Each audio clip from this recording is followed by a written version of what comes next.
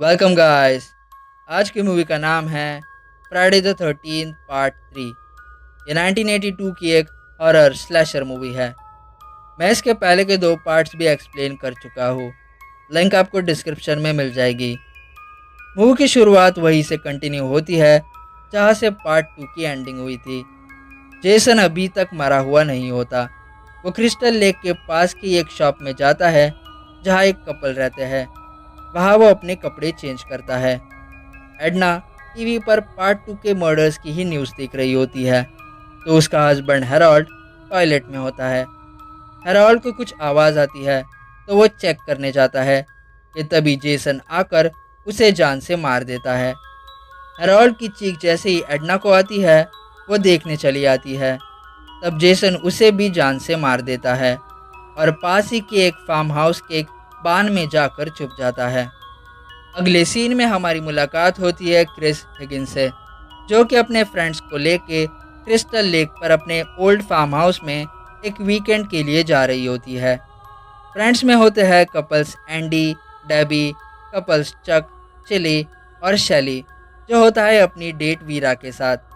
शैली एक प्रैंकस्टर होता है जो कि सभी पर प्रैंक्स करता रहता है।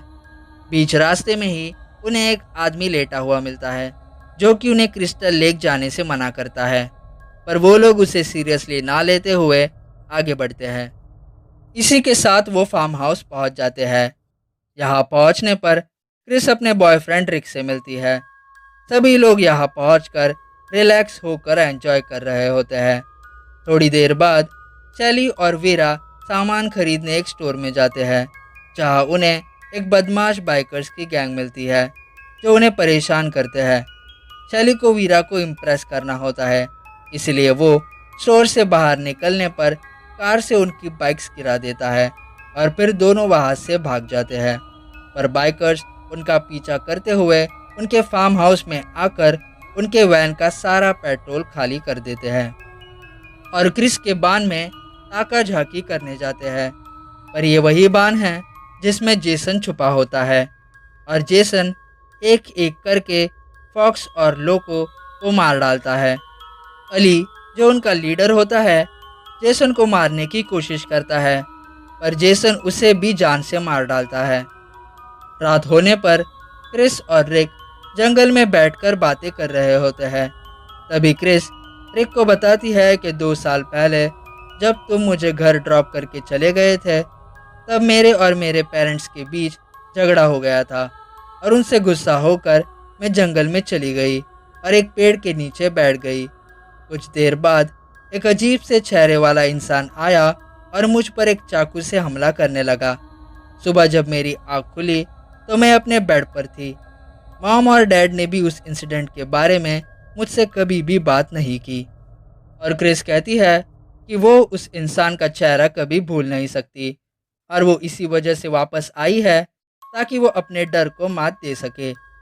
दूसरी तरफ फार्म हाउस में शैली वीरा को एक हॉकी मास्क से प्रैंक करके डरा देता है, जिस पर वीरा शैली पर काफ़ी गुस्सा हो जाती है और शैली वहाँ से चला जाता है। जब शैली को बांध से कुछ आवाज़ आती है तो वो चेक करने अंदर जाता है जहाँ पर जेसन उसका गला काट कर मार देता है।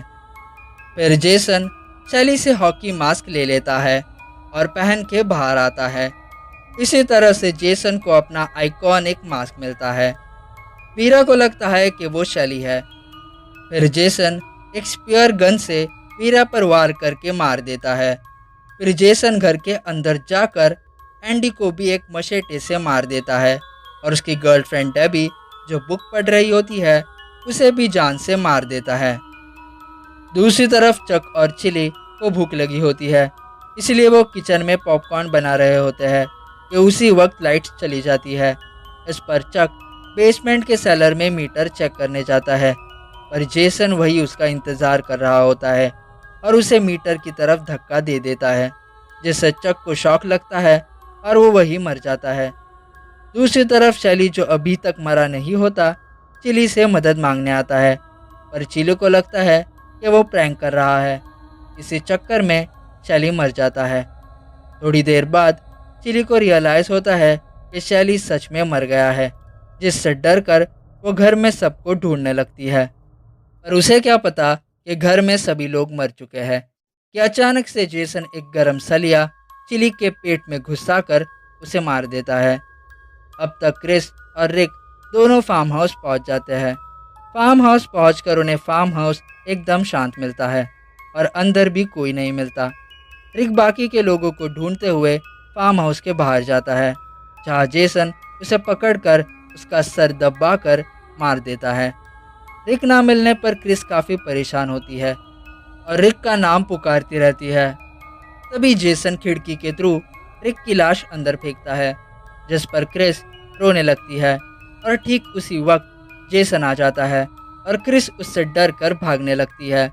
क्रिस ऊपर के फ्लोर पर जाकर छुप जाती है, पर जेसन उसे ढूंढ लेता है और अटैक करने की कोशिश करता है, पर क्रिस उल्टा जेसन पर ही अटैक करती है और खिड़की से कूदकर बाहर निकल जाती है।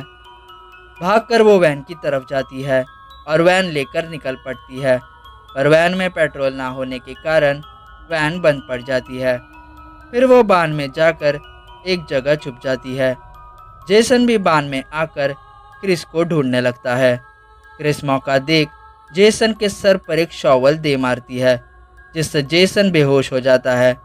फिर क्रिस जेसन के गले में एक रस्सी बांधकर उसे लटका देती है, पर जैसे ही वो बांध से बाहर निकलने जाती है, पता चलता है कि जेसन अभी तक जिंदा है। जेसन खुद अपना मास्क उतारकर उसे अपना चेहरा दिखाता है, जिससे वो पहचान जाती है कि 2 साल पहले वो जेसन ही था जो उसे मारने की कोशिश कर रहा था। जेसन फिर एक बार उसे मारने की कोशिश करता है, पर अचानक से अली आ जाता है, जो अभी तक जिंदा है, पर वो कुछ करे इससे पहले ही जेसन उसका हाथ काट देता है और उसे जान से मारने लगता है।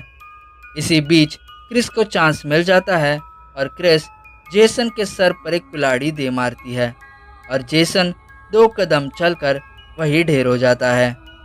फिर क्रिस एक बोट में जाकर बैठ जाती है और थक कर सो जाती है। उसकी आँख सीधा सुबह होने पर खुलती है। क्रिस देखती है कि जेसन बिना मास्क के उसे मारने उसकी तरफ दौड़कर आ रहा है, पर अगले ही पल वो गायब हो जाता है। दरअसल ये सिर्फ उसका एक भ्रम होता है। फिर अचानक से पैमेला वोरिस की सड़ी हुई लाश क्रिस को लेके अंदर ले जाती है, पर यह भी उसका भ्रम था, जबकि पुलिस वाले वहां पहुंच चुके होते हैं और वो क्रिस को ले जाते हैं। एंडिंग में हम जेसन को देखते हैं, जो कि बान में ही पड़ा होता है। पर गाइस, सवाल तो यह है कि क्या जेसन सच में मर गया? तो जवाब है नहीं, क्योंकि मेकर्स ने इसका 4th पार्ट भी बना लिया है। अब जेसन 4th पार्ट में क्या करता है, ये देखने में मज़ा आएगा। मैं इसका 4th पार्ट भी एक्सप्लेन करूँगा। तब तक के लिए मैं आपसे अलविदा लेता हूँ।